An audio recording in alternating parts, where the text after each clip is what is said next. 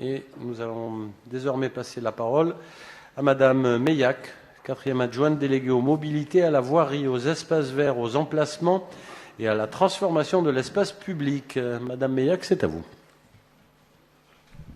Monsieur le maire, merci. Chers collègues, je salue à mon tour les habitantes et les habitants qui nous regardent en ligne. Et j'ai le plaisir ce soir de soumettre au vote deux subventions proposées par Madame Christine Just, ici présente, adjointe au maire de Marseille, déléguée notamment à la biodiversité terrestre et à la lutte contre les pollutions.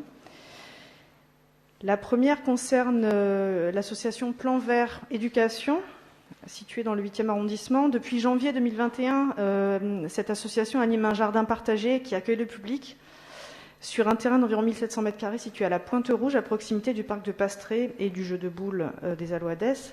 L'association souhaite poursuivre le travail en investissant davantage dans ce jardin partagé et en adaptant les actions qu'elle propose aux scolaires et au grand public aux conditions sanitaires pour continuer à diffuser des connaissances dans le jardinage agroécologique. Et vous voyez ici à gauche une partie du jardin.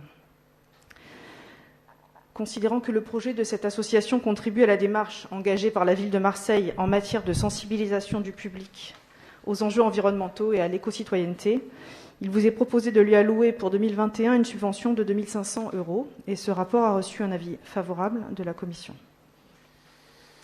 Merci Madame Meillac. Une intervention.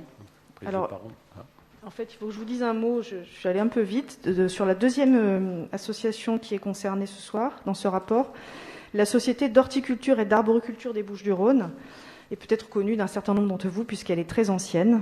Elle a été fondée il y a 175 ans par des professionnels, mais aussi des amateurs éminents de l'horticulture régionale. Elle fait partie de ces sociétés savantes qui ont permis d'enrichir et de faire rayonner la ville de Marseille depuis le 19e siècle.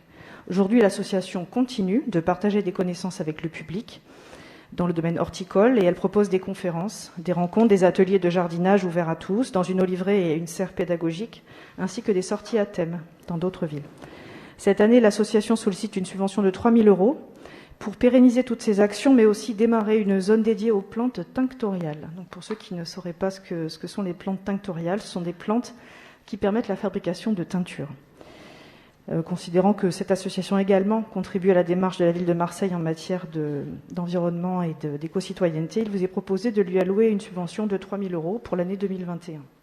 Et c'était le même rapport, il a reçu un avis favorable de la commission.